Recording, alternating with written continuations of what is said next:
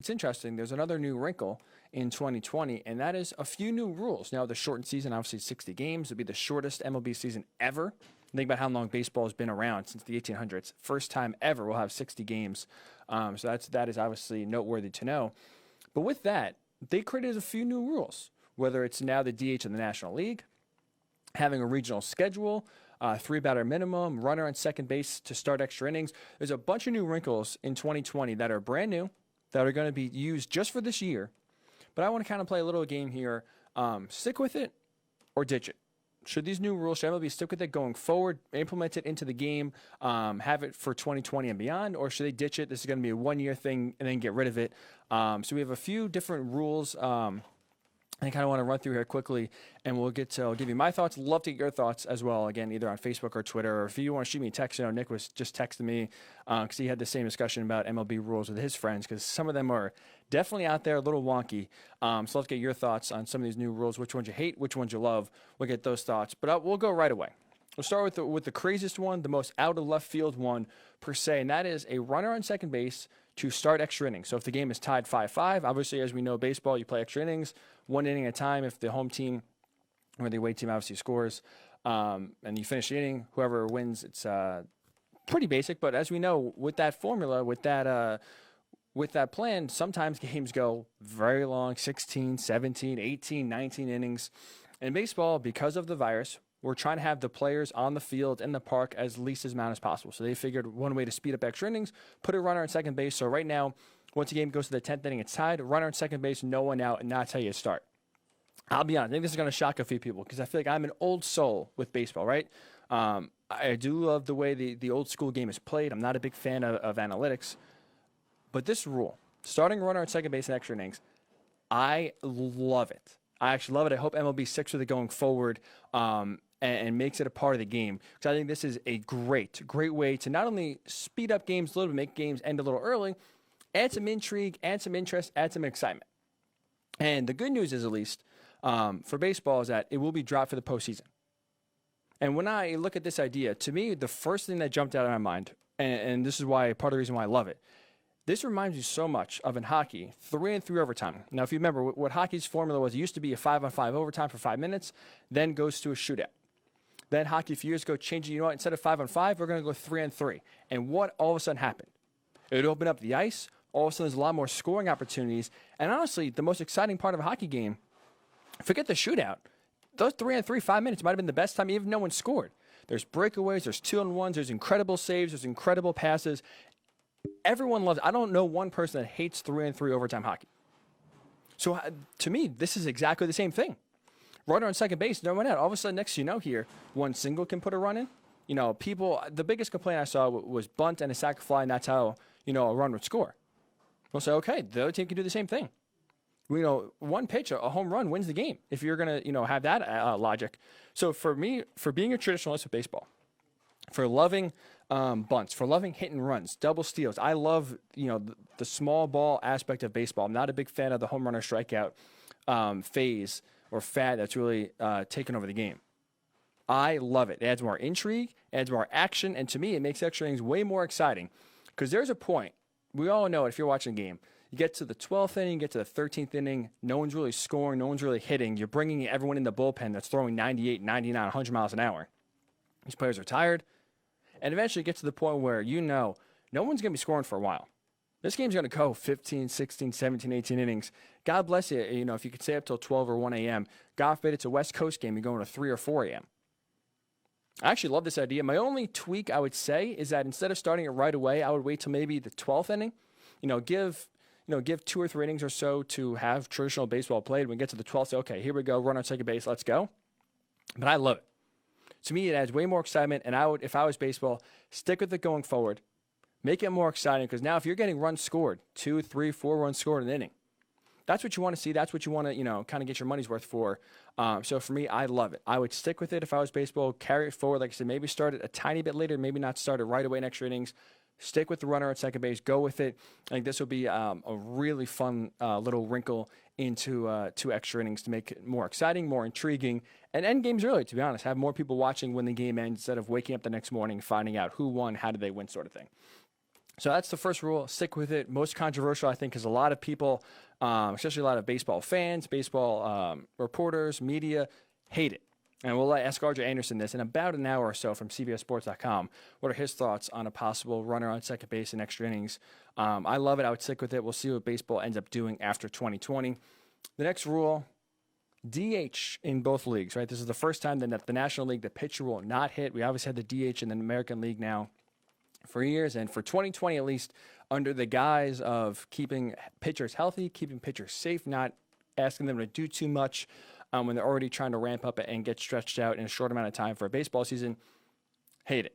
I absolutely hate it. Ditch it. I pray this is a one-and-done situation where the DH is gone in the National League in 2021. Like I just said, I'm old soul, traditionalist when it comes to baseball. Despite me loving this really almost kind of radical idea to some of having a runner on second base start extra innings, I hate the DH.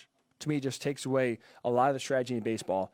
Man, to be fair, like I said, I love bunts, hitting runs, double steals. The NL brand of baseball to me is where it's at. That is baseball.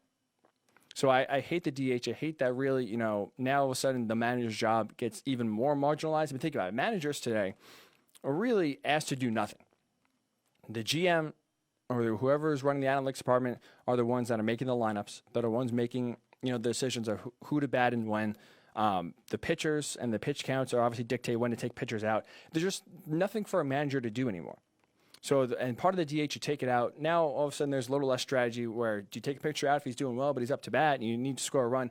It's just more strategy that's taken out of baseball that just waters it down more. I hate it, hate it, hate it. And this is coming from a guy, as a Mets fan, the DH would be massive for the Mets. You want to Cespedes can't play the outfield? J.D. Davis is a butcher out there in left field.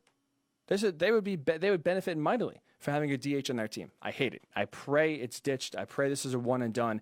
2021, keep the DH out of the National League. I mean, I'd love to have it at both leagues. I really don't see why the pitcher has to get special treatment and can't be treated like an athlete. But hey, what do I know? So I would ditch that rule. I hope it's one and done and the MLB continues to go back to a normal National League and American League. DH in the AL, no DH in the NL. We'll see. Another kind of, not real rule change, but just more schedule quirk because of the circumstances that we're in, regional schedule. Right, so now with 60 games, how the schedule is going to work is you're going to play every team in your division for a combined 40 games. Right, so if you're in the NL East, you'll play the other 4 teams in the NL East 10 times each. 40 games, the other 20 will be against the and now American League version of your division. Right, so if you're in the NL East, you'll play the AL East. If you're in the NL West, you'll play the AL West, the other 20 games. So it creates a regional schedule. I would stick with it. I love regional schedules. To me, I love local rivalries. I love putting cities together that hate each other. I think it creates great state bragging rights. I think it creates great regional rivalries. Like I said, I think it just adds more intrigue to the middle of the season when, arguably a lot of people kind of get bored with baseball. You get to the dog days of August. It's just another game. There's not, it's not easy to get juiced up. There's not too many, big, real juicy matchups throughout the season. I think this is a small way. You have cities that are close to each other going against each other. When you have matchups that don't really happen that often going against each other, I think it's great. When you put 2 cities that hate each other in other sports together, I think it just adds some juice. So, for example, Chicago, Milwaukee, right? The Bears and the Packers hate each other. 2 massive fan bases that just despise the other. But now, obviously, you have the Cubs-Brewers rivalry, but now the White Sox are going to play the Brewers. Chicago, Milwaukee. I think it's a great way. It's a little added more juice to where, maybe if you're a Cubs fan, maybe you don't like the White Sox, but hey, it's Chicago, Milwaukee. You hate the Brewers. It's some intrigue that so maybe, it's some more juice that maybe you wouldn't be into if it was just the Brewers or the White Sox playing some random team. New York and Philadelphia. Now you have the Yankees and the Phillies going at each other. You have the Bay Area, right? You have the 49ers and the Cowboys, a big rivalry back in the day. Now you have both the Giants and the A's going against the Rangers. So to me, it adds extra intrigue. It just gives a little spice to some of these regional rivalries. Instead of playing a random game, let's say the Marlins and the Diamondbacks in the middle of July, who honestly really cares?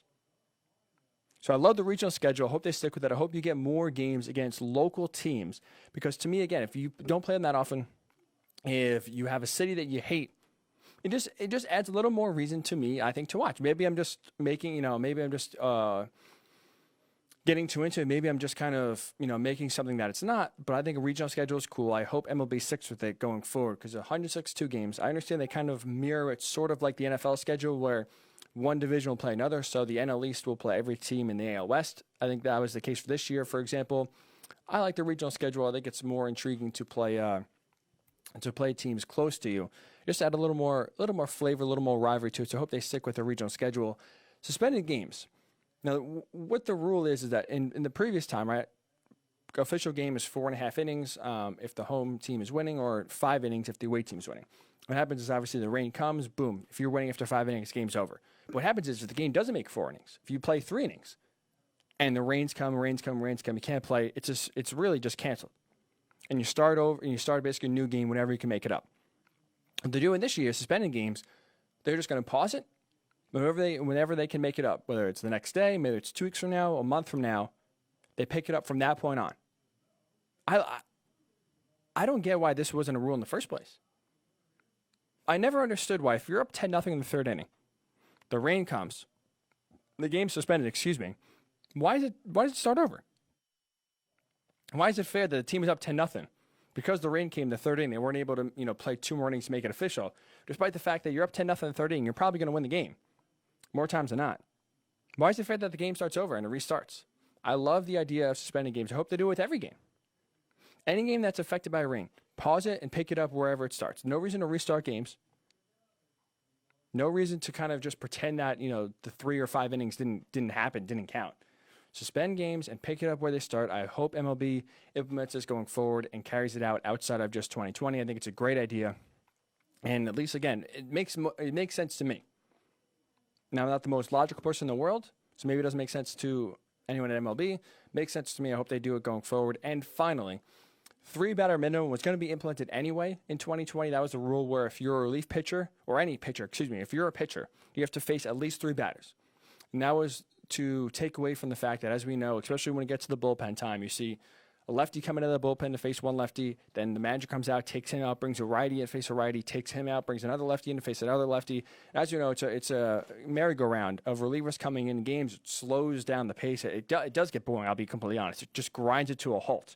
You're having 3 or 4 pitching changes in an inning. But I would ditch the 3-batter minimum. Because I hate that that's, basically if a pitcher is struggling, you have no safety. You can't just get him out. Because sometimes right away the pitcher doesn't have it, and it's like, all right, get him out of here. We need to save ourselves. But I would ditch it and replace with a new rule that I hope to kind of have the same effect, but have give the team a little more control. And that is, instead of having a 3-batter minimum, have a limit on the number of in-game pitching changes. So, for example, MLB a few years ago implemented a mound visit limit, to where you can only go to the mound 6 times, right? Obviously, the pitching coach a pitcher struggling, pitching coach jogs out there, tries to give him a little encouragement, a little enthusiasm. Well, now, before you could just do it basically as much as you wanted to, outside of, you're allowed to do it once an inning with a pitcher, but if you bring in a pitcher every other batter, you can go as much time as you want. Now, they have a limit for that. So you have to kind of manage it a little bit. You can't just go out there anytime you want. You have to kind of be selective. Same thing with a limit on in-game pitching changes. They got the same effect. So if you can only 4 times, let's say, change a pitcher in between innings. All right, in an inning, right? Not counting bringing in a new guy when the inning starts. Obviously, that doesn't delay the game. I'm talking about when the inning's going on. If you only allow 4 times to go to the mound and take someone out, it adds some more strategy. It adds some more, intrigue, I think, to the game that I think would be good. So instead of having a 3-batter minimum, scratch that and just put a limit on the number of in-game pitching changes you can have. Still allows teams and managers to have some control over what's going on the field. I think that would be a better benefit than having a 3-batter minimum. So ditch the 3-batter minimum, stick with suspending games and picking up where they left off if a rain delay happens. Regional schedule, stick with it. I love local rivalries. Outside of just, Cubs, White Sox, Mets, Yankees, you have now Mets, Red Sox, you have Yankees, Phillies, you have White Sox, Brewers. Just you're putting still cities together that hate each other. I think it's a great idea for baseball. A little more intrigue to games. DH in both leagues. Ditch it. Absolutely hate it. Hope that's a one and done. And runner on second base and extra innings. I'd say the most controversial, the most out of left field suggestion and new rule implementation for 2020. Stick with it. I love it. I think it's a great rule. The more I think about it, the more excited I get about it. Again, the only thing I would change is that you do it a little bit later. I wouldn't do it right when extra innings start. Maybe wait till the 11th or 12th inning. But I think it's great for baseball. Add some excitement, add some intrigue. that I think could mirror a lot of 3-on-3 overtime hockey, which everybody loves.